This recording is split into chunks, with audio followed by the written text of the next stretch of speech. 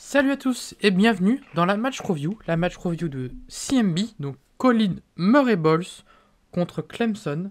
Premier clip assez intéressant parce que là où Murray Balls avait un stretch la dernière, il jouait avec Nick Pringle, l'ancien pivot d'Alabama, qui est un pivot qui est vraiment un rim runner.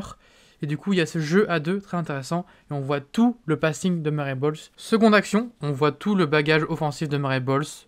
Jeu dos au poste, très bon footwork qui se tourne très vite. Quand le joueur ne s'attend pas, et c'est un panier facile. À nouveau, punition de switch, plus petit que lui, un joueur plus petit que lui dans la raquette, et du coup c'est N1. Très bon catch, main gauche, à une main, un peu Jokic-esque, on va dire, entre toute proportion gardée, mais joli N1 avec un bon toucher à une main. Cette saison, on voit un Murray Balls qui est beaucoup plus aussi balle en main, plus que arrêté. Là, on va le trouver souvent arrêté la dernière au poste. On le voit un peu plus au large. Et on voit ici qu'il y a cette espèce de fake de jeu au poste. On va remettre pause au moment pour voir, c'est intéressant. On va voir en fait que la défense en fait, va attendre que Murray Balls aille au poste pour avoir peut-être un cut, avoir un joueur ici qui va cut. Il y a un joueur ici peut-être qui va se libérer.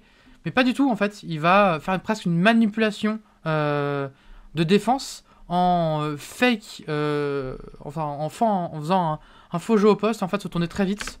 On va le voir, hop, très vite, pour ensuite la bonne fat et un panier facile à nouveau. Murray Balls hyper efficace au scoring, mais aussi à la passe, encore plus cette saison.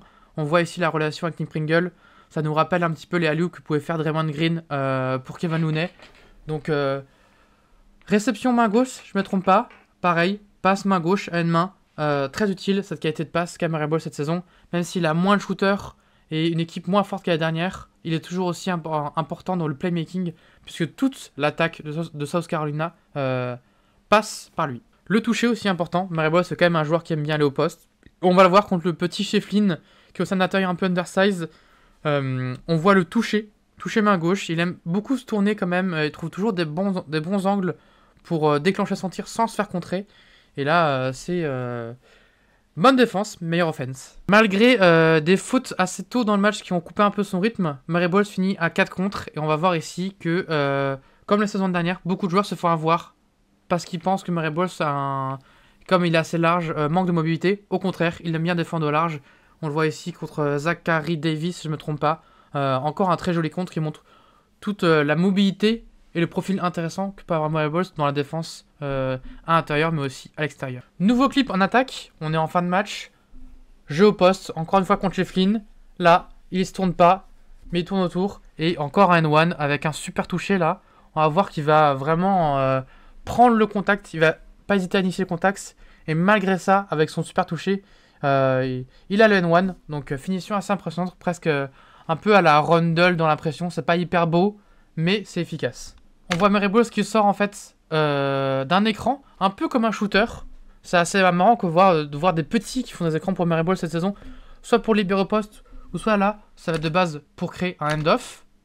Je suis désolé, j'ai mis pause au même moment. Pour créer un end-off, il va faire l'end-off, et surtout, il va prendre le 7-footer avec un super dribble, on va le voir à nouveau. Il fait l'end-off, le cross, et la finition. C'est parfait, et c'est un panier surtout extrêmement clutch.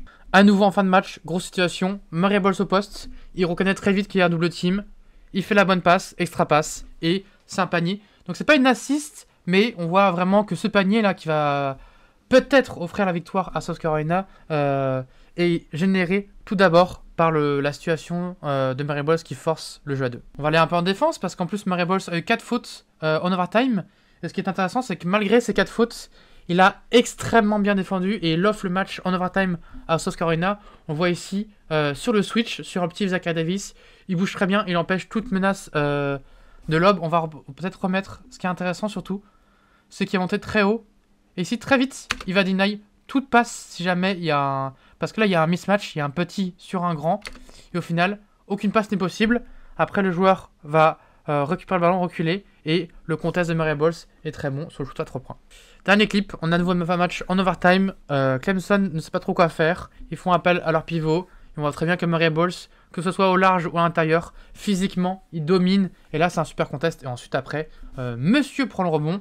Donc, c'est vraiment un match où Murray Balls s'est imposé physiquement à l'intérieur, mais aussi en défense, jouer aussi risqué, on va dire, avec 4 fautes, et être aussi efficace, et offrir en final les possessions importantes en défense à South Carolina.